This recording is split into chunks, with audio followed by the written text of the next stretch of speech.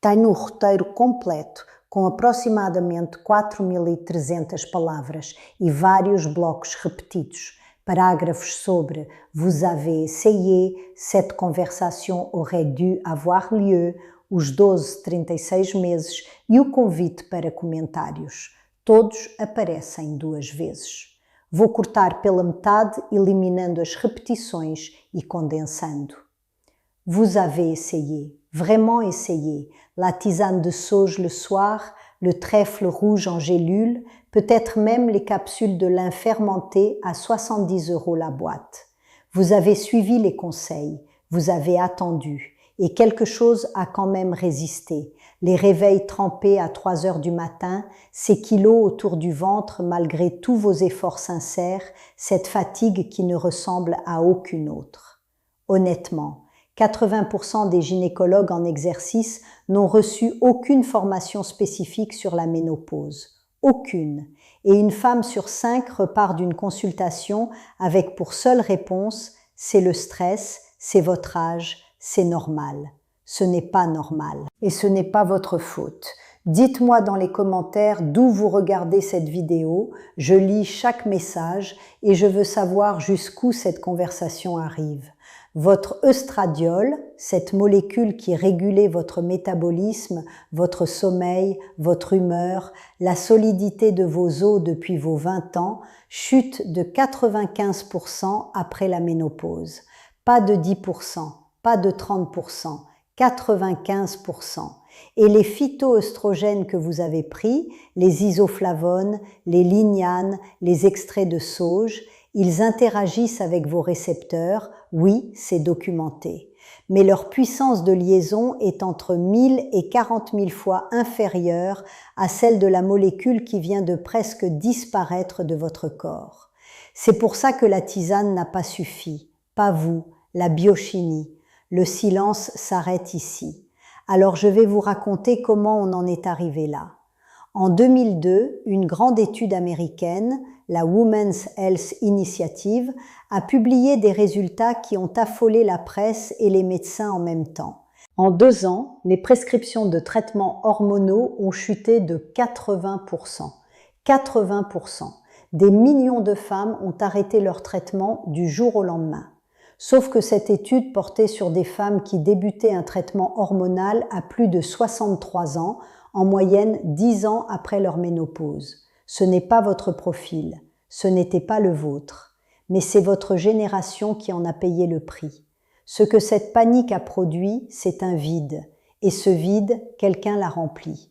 L'industrie du bien-être a construit un marché de 18 milliards de dollars en 2025 directement sur l'absence de soins médicaux, tisanes, compléments, rituels du soir, solutions naturelles sans aucune obligation de démonstration clinique. Et pendant ce temps, la formation médicale, elle, n'a pas bougé. Moins d'1 heure sur la ménopause dans la plupart des cursus médicaux. 1 heure. Pour une transition physiologique qui dure en moyenne 4 à 7 ans et affecte chaque système de votre corps. Et puis il y a le silence d'avant. Votre mère, elle a traversé ça aussi, peut-être à 49 ans, peut-être à 53, et elle n'a rien dit, pas par indifférence, pas parce qu'elle ne souffrait pas, parce qu'on lui avait appris que ça ne se disait pas, que ça faisait partie de la vie, que se plaindre était une faiblesse. Ce silence, vous l'avez hérité comme on hérite d'une façon de tenir ses épaules, sans même savoir qu'il était là. En moyenne, une femme consulte 3 médecins différents avant qu'une cause hormonale soit seulement envisagée pour ses symptômes. 3. Parce que l'insomnie, l'anxiété, les douleurs articulaires, le brouillard cognitif, chacun est renvoyé vers son propre spécialiste, personne pour relier les fils à leur source commune. Des dizaines de millions de femmes traversent aujourd'hui la périménopause ou la postménopause sans avoir jamais eu une conversation médicale structurée sur leurs options hormonales. Pas parce qu'elles n'ont pas demandé, parce que le médecin en face n'avait pas été formé pour répondre. Ce sont elles qui ont cru qu'elles manquaient de discipline. Ce sont leurs os qui se déminéralisaient en silence pendant qu'on leur conseillait de la camomille. Voici ce que presque aucun cursus médical n'a vraiment cartographié. L'œstradiol, On vous l'a présentée comme une hormone reproductive. C'est réducteur. La recherche documente des récepteurs œstrogéniques actifs dans plus de 400 tissus distincts de votre corps. Le cœur, les parois vasculaires, les articulations, le cerveau, le côlon. Chacun de ces systèmes était calibré pour recevoir ce signal précis. Et aucun n'a reçu de substitut valable. Pas les isoflavones, pas les lignanes, pas la sauge. En 30 ans de pratique, j'ai vu ce schéma exact des milliers de fois. Une femme orientée vers un psychiatre pour dépression débutante, anxiété sans explication, brouillard cognitif si dense qu'elle commençait à douter de sa propre intelligence. Et personne, avant cette consultation, n'avait encore dosé ses hormones. Parce que l'œstradiol régule directement la synthèse et la recapture de la sérotonine dans le cerveau. Quand il chute, ça ne ressemble pas à une carence hormonale, ça ressemble à un trouble psychiatrique. Je vais vous dire quelque chose de personnel.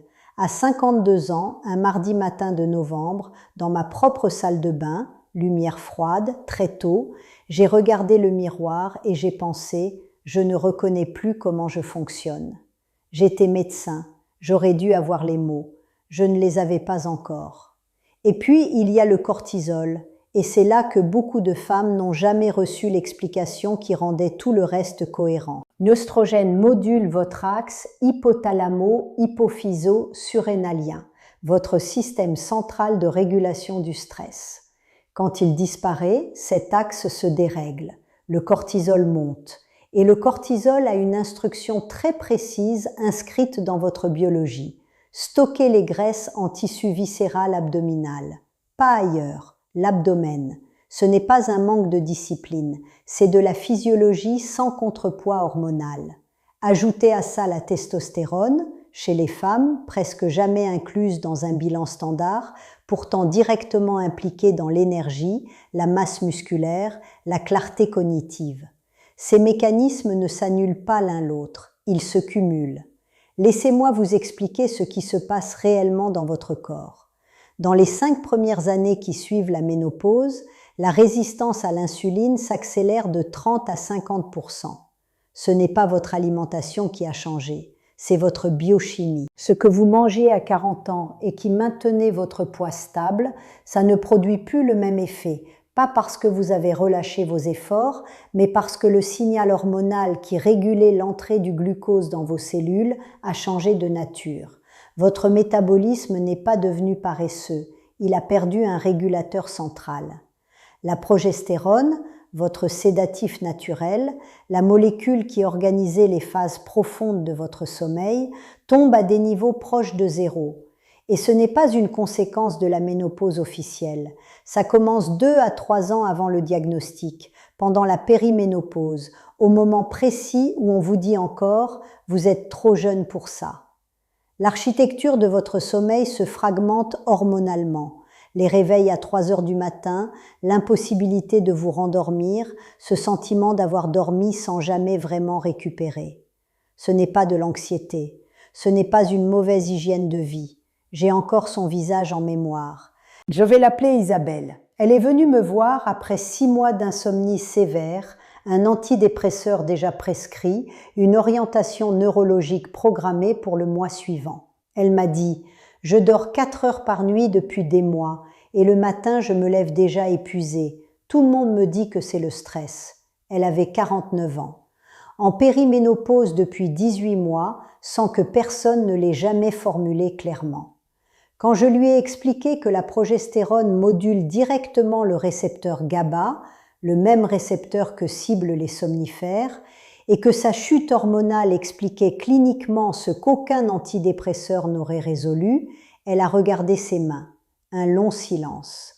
Puis elle a levé les yeux et elle a dit « Alors ce n'était pas dans ma tête. » Non Isabelle, ce n'était pas dans votre tête. Les os. C'est le territoire le plus silencieux de tous. Et peut-être le plus urgent. Les femmes perdent jusqu'à 20% de leur densité osseuse dans les 5 à 7 premières années post-ménopause, sans douleur, sans signal d'alarme physique, Ce processus est en cours pendant exactement les années où on vous encourage à gérer naturellement, à attendre, à voir comment ça évolue. La première manifestation peut être une fracture. Et puis les bouffées de chaleur, chez les femmes non traitées, elles persistent en moyenne 7 à 14 ans. Pas quelques mois, une décennie, parfois davantage, de réveils trempés, de fatigue accumulée, de qualité de vie rognée nuit après nuit. Ce n'est pas votre corps qui résiste mal, c'est un thermostat hypothalamique calibré depuis toujours pour fonctionner avec un signal qui n'est plus là. Prenez tout ce que je viens de vous décrire, l'insomnie accumulée, le cortisol qui réorganise votre corps en silence, le brouillard cognitif qui vous fait douter de votre propre intelligence, cette fatigue que vous n'arrivez plus à justifier. Et posez-vous cette question. Est-ce que vous avez fait tout comme il faut pendant tout ce temps? Oui. Vous avez essayé les solutions naturelles, modifié votre alimentation, attendu que ça passe. Et ça a quand même continué. Voilà le moment précis où l'explication « vous ne faites pas assez d'efforts » s'effondre, pas progressivement, d'un coup, parce qu'on ne compense pas par la volonté ce que la biochimie est en train de vivre. Vous n'êtes pas folle, vous n'êtes pas seule.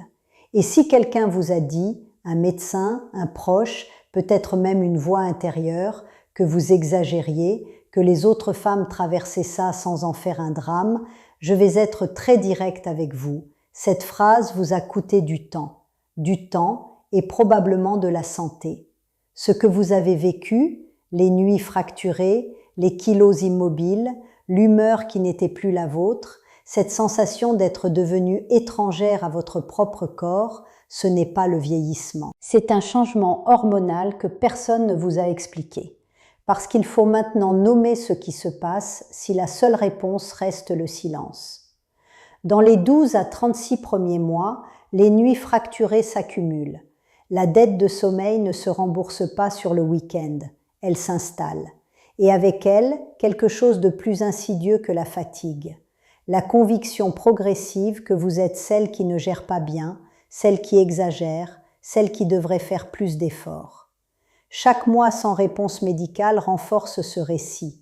Ce récit est faux, mais il laisse des traces dans la façon dont vous vous levez le matin, dans la façon dont vous répondez aux gens que vous aimez, dans la façon dont vous vous voyez. Entre 3 et 10 ans, les enjeux changent le territoire. Le syndrome génito-urinaire de la ménopause, sécheresse, douleur, infection récurrente, est l'une des conséquences les plus sous-déclarées de cette période. Dans plus de la moitié des cas, les femmes n'en parlent jamais à leur médecin. Pas parce que ça ne les affecte pas, parce qu'on leur a appris que c'est intime, que c'est simplement vieillir. Il ne se résout pas avec le temps, il progresse silencieusement, régulièrement. Et en parallèle, le risque cardiovasculaire commence à grimper de façon constante et mesurable, précisément parce qu'une protection vasculaire active a disparu sans être remplacée. Et à l'horizon de 10 à 30 ans, les chiffres que je veux que vous connaissiez parce qu'ils appartiennent à votre corps autant qu'à une revue médicale.